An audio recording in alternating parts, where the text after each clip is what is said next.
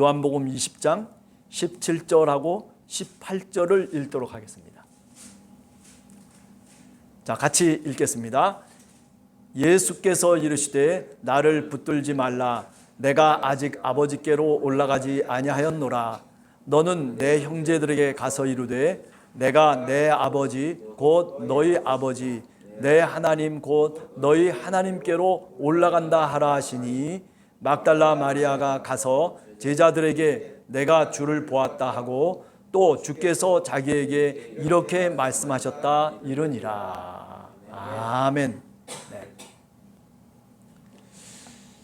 지난 주일날 설교를 여러분들이 기억하시면은 요 구절이 얼마나 중요한 구절인가 하는 것을 생각을 하실 수 있을 겁니다.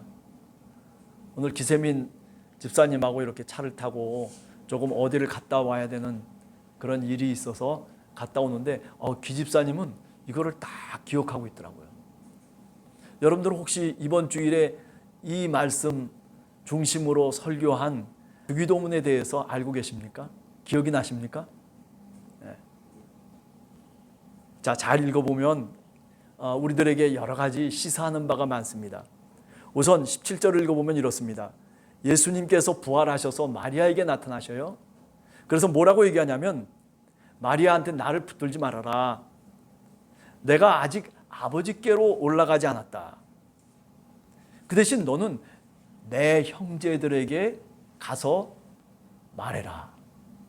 중요한 포인트가 뭐냐면, 부활하신 그리스도께서 당신의 제자들을 누구라고 불렀어요?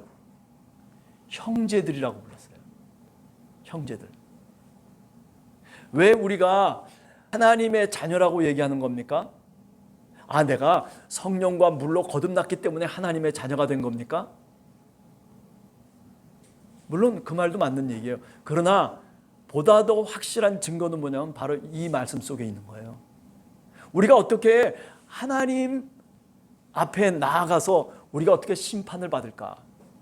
심판하시는 그 자리에서 내가 죄를 용서받고 그리고 어떻게 내가 하나님 나라에 들어갈 수 있을까? 그 대답이 바로 오늘 요한복음 20장 17절 말씀이에요.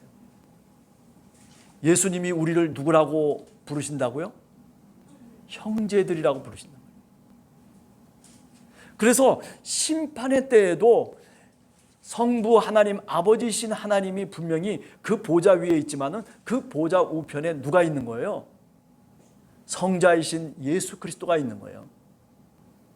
성부이신 아버지 하나님께서 우리를 바라보면서 죄를 심판하셔야 되는 그 공의로우신 하나님께서 심판의 칼날을 대려고 할 때 하늘 보좌에 있으신 성자이신 하나님 아들이 아버지 하나님께 얘기하는 겁니다. 뭐라고 얘기해요?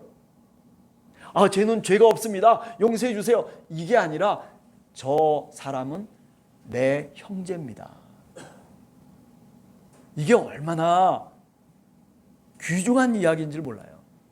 우리는 너무 죄라고 하는 걸 갖고서 그냥 이 죄를 졌습니다, 저 죄를 졌습니다, 또 저쪽 가서 또 이 죄를 졌습니다, 저렇게 됐습니다, 하나님 앞에서 내가 지옥 갈 것이다, 이런 식으로까지 생각을 하는데 지금 죄를 얘기하지 않아요. 저 내 제자들이 저게 참 나쁜 놈들입니다, 나를 배신했습니다, 뭐 어떻게 이겠습니다 라고 하는 그런 얘기를 지금 하시는 것이 아니라 내 형제라는 거예요. 어떻게 형제가 됐어요? 주님이 제자들을, 아니 우리 인간을 사랑했다는 거예요. 어느 정도로 사랑했어요? 십자가에서 자기를 죽이기까지, 자기가 산 제물로 아버지께 드려지기까지, 그렇게까지 우리가 말로 형용할 수 없는 그 사랑을 하나님 아버지 앞에서 아들인 예수 그리스도가 나는 이렇게 내 형제를 위해서 죽었습니다 라고 증언하는 거예요. 이게 천상의 그림이에요. 우리가 심판을 받을 때, 하나님 앞에 나갔을 때의 그림이 어떤 그림이냐면 바로 지금 제가 얘기한 이 그림이에요. 쟤는 죄를 졌어요, 쟤는 어땠어요, 쟤는 저랬어요, 이런 게 아니라 예수 그리스도께서는 저 이경재는 내 형제입니다. 그 말 한마디예요. 17절의 말씀이 바로 그겁니까? 너는 내 형제들에게 가서 말해라. 내 형제들에게. 이게 어디 다른 데 나오는 내용이 아니에요. 이게 여기만 나오는 내용이라니까요. 십자가를 지시기 전에 이 말을 했으면은 그러면 조금 좀 오해를 할 수도 있을 거예요. 근데 어떻게 했어요? 십자가의 사건을 통해서 예수님의 제자들이 예수님을 다 떠나버렸어요. 지금 어디 가서 있는 거예요? 갈릴리 저 해변가에 가가지고 옛날 그 모습대로 그물 던지면서 지금 어부로서 7명의 제자들이 다 갈릴리 해변가로 가서 사실은 지금 있는 거예요. 그런데 지금 부활하신 그리스도께서 나타나셔서 마리아에게 얘기하는 거예요. 마리아야, 내 형제들에게 가서 네가 이야기해라. 내 형제들, 나는 당신의 형제입니다. 어떻게 형제가 될 수 있어요? 예? 우리는 피조물이에요. 사실은요. 하나님이 하나님의 형상을 통해서 다행스럽게 우리가 피조된 분명한 창조물인데도 불구하고, 그런데 우리가 하나님을 주님으로 밖에는 섬길 수 없는, 우리가 종으로서 살아갈 수밖에 없는데, 그런데 형제라고 예수 그리스도가 우리를 불러주셨기 때문에 하나님은 우리를 누구로 여기는 거예요? 자녀로 여기는 거예요. 그래서 양자의 영을 성령께서 주셔서 하나님 아버지를 누구라고 부르는 거예요? 아바 아버지라고 부르는 거예요. 여기서부터 출발하는 거예요. 성서 속에는 여러 가지 내용들이 있지만은, 그러나 그 성서의 실오라기들을 다 하나하나 따져가서 제일 마지막 끄트머리에 보면 바로 여기가 출발점이에요. 네? 부활하신 그리스도께서 그 제자들을 십자가에 달려 그 고난을 당하시면서, 그러면서 피와 물을 다 아낌없이 쏟으신 그분께서 당신의 제자들을 향해서 말하라는 거예요. 너희는 내 형제야. 이 말을 꼭 전하라는 거예요. 내 형제라는 거예요. 자, 그 다음에 중요한 거예요. 내가 내 아버지. 그죠? 뭐 성자이신 예수 그리스도의 아버지시는 당연히 하나님 아버지죠. 그런데 그 다음에 뭐라고 그랬어요? 얘들아, 내 아버지는 곧 누구의 아버지? 너희의 아버지야. 너희의 아버지. 어떻게 하나님이 내 아버지가 될 수 있어요? 하나님은 내 창조주이시고, 하나님은 내가 경배드려야 할 대상이시고, 하나님은 내가 그분 앞에서 무릎을 꿇을 수밖에 없고 그저 죽을 수밖에 없는 죄인임이 틀림없어요. 그런데 오늘 이 부활하신 그리스도께서 나타나셔서 형제들에게 가서 꼭 이 말을 전하라는 거예요. 내 하나님이 너희 하나님이고 내 아버지가 네 아버지다라는 거예요. 오 마이 갓. 야, 요한복음은요 이게 제일 나중에 쓰여진 복음서임에도 불구하고 이렇게 정말 신학의 핵심을 찌르고 있어요. 신앙의 핵심입니다, 이게. 우리가 어떻게 하나님을 아버지로 부르고 우리가 어떻게 아버지 하나님 하면서 우리가 부를 수 있느냐라고 하는 것은요, 여기서부터 출발하는 거예요. 우리가 태어날 때 무슨 하나님의 아들로 태어났습니까? 우리가 종종 선교회를 통해서 우리가 배우는 것 중에 하나가 뭐냐면, 영접하는 자 곧 그 이름을 믿는 자들에게는 하나님의 자녀가 되는 권세를 주셨으니 하면서 우리가 예수 그리스도를 주님으로 고백하면 하나님의 자녀가 된다고 그렇게 얘기해요. 천만의 말씀입니다. 그렇다면 다 하나님의 자녀 될 거 아니에요? 그냥 예수님만 얘기하고 예수님 나의 구주이십니다. 예수님은 나의 주님이십니다. 이렇게 얘기하고 입술로 고백하고 기도하면 그러면은 다 하나님 아들 되는 겁니까?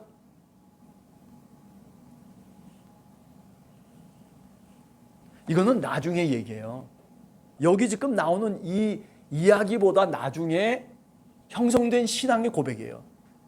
내가 주님의 형제가 되고 내가 하나님의 아들이다라고 하는 그런 하나님의 사랑을 경험하고 난 다음에 비로소 우리가 얘기가 되는 게 뭐냐면, 그렇지, 내가 예수 그리스도의 이름을 믿기 때문에 내가 하나님의 자녀고 하나님의 아들이고 딸이지, 이렇게 고백할 뿐이에요. 그 고백을 통해서 하나님의 아들이 되는 게 아니라니까요. 제가 가만히 성경을 읽고 묵상하고 연구하다 보니까 이런 것들이 제 마음속에 떠오르더라고요. 왜 오늘 우리 한국교회가 이렇게 정말 하나님의 자녀가 이렇게 많고 하나님의 아들, 딸이라고 늘 얘기하는 사람들이 이렇게 즐비하게 늘어서 있는데 왜 교회가 이럴까? 왜 성도들이 이럴까? 그것은 깊은 주님의 사랑을 경험하지 못했기 때문에 그런 거예요. 예수 그리스도가 그 십자가에 달려 돌아가시면서 그 고난과 고통을 겪으면서까지도 우리를 사랑하시고 지금도 오늘도 하나님이 우리를 그렇게 사랑해 주시고 있다라고 하는 이 놀라운 은혜를 우리가 경험하지 못했기 때문에, 그게 성령을 통해서 내 마음속에 자리를 잡지 못했기 때문에 사실은 아직도 우리는 흔들리고 있는 거예요. 교회만 다니면 다 되는 겁니까? 오늘 주님이 말씀하세요. 내 아버지는 너희의 아버지다. 내 아버지는 덕수의 아버지, 내 아버지는 성근이의 아버지, 내 아버지는 경제의 아버지, 내 아버지는 바로 종이의 아버지, 태우기의 아버지, 다 우리의 아버지. 내 아버지가 누구예요? 바로 예수 그리스도의 아버지가 바로 내 아버지가 된다. 이런 공식이 지금 여기 나와 있는 거예요. 또 뭐라고 얘기합니까? 내 하나님이 곧 너희 하나님이다라고 또 얘기하고 있는 거예요. 참. 우리 주님이 그래요. 이것만큼은 제자들에게 가서 꼭 이야기하라는 거예요. 이걸 부탁하고 있는 거예요, 지금요. 무슨 내가 하늘로 승천한다, 무슨 어떻다, 이런 얘기 저런 얘기 다 우리가 얘기할 수 있겠지만은, 그러나 우리가 정말 이 핵심적인 내용을 우리가 종종 전혀 생각 못하고 있어요. 예수님이 부활하시고 난 다음에 요한복음은 마태복음과 달리 요한복음은 예수님이 하신 결정적인 이야기는 선교 명령이 아니에요. 가서 제자를 삼아가지고 오늘 또 그냥 그래가지고 온 천하 만민에게 나가서 이렇게 저렇게 얘기해라. 물론 그것도 하나님의 선교 명령임에 틀림없어요. 그러나 오늘 요한복음을 통해서 보면 이 부활 이후에 제자들, 특별히 마리아를 만나서 하신 이 당부의 말씀, 이거는 사명이 아니라 이거는 우리 존재의 변화를 얘기하고 있는 거예요. 이제는 옛날의 너희들이 아니야. 이제 너는 새롭게 창조된 피조물이야. 새롭게 창조된 바로 하나님의 아들이야. 이거는 피조물의 차원을 넘어서는 거예요. 왜 우리가 영원한 세계에 들어갈 수 있어요? 예수를 믿었기 때문에 영원한 세계에 들어가요? 오늘 이상한 얘기 많이 하는데, 예? 어떻게 영원한 세계에 들어가요? 영원한 생명을 갖고 어떻게 저 나라에 들어갈 수 있어요? 이게 오늘 여기에서부터 출발하는 거예요. 나를 형제라고 부르신다라고 하는 거는요, 내 존재의 본질을 바꾸다는 얘기예요. 우리는 이제 하나님의 형상으로 만들어지는 피조물에 지나지 않고 흙으로 빚어진 인간이 아니라 이제 어떻게 바뀌어지냐면 그리스도 안에서 새로운 피조물이 되는 거예요. 그거는 영원성을 동반해요. 영원성. 일시적인 것이 아니에요. 흙으로 만져들어서 그래도 썩고 그리고 무덤으로 들어갈 수밖에 없고 저 흙으로 돌아갈 수밖에 없는 그런 인간이 아니라 신적인 영원성이 주어지는 거예요. 누구에게? 예수 그리스도의 형제들에게. 하나님을 아버지라고 부르는 사람들에게 그런 놀라운 신적인 영원성이 부여된다라고 하는 그 사실, 그것을 우리가 분명히 알아야 되는 거예요. 그냥 예수 믿었으니까 뭐 영생을 얻었습니다. 이거는요 말이 안 되는 얘기죠. 뭘 예수 믿는다고 영생을 얻어요. 말이 안 된다기보다 하도 우리는 그렇게만 알고 있단 말이에요. 오늘 요한복음 20장 17절 말씀을 한번 여러분들 집에 가셔서든지 또는 차를 타고 다닐 때든지 한번 늘 묵상을 해보세요. 그러면 실망됐다가도 기운이 솟아나요. 용기가 나요. 이야, 그렇구나. 내가 이런 존재라고 하는 것을, 예? 아니 오늘 또 내 옆에서 너는 내 형제야. 누가 그렇게 말씀하시는 거예요? 참나.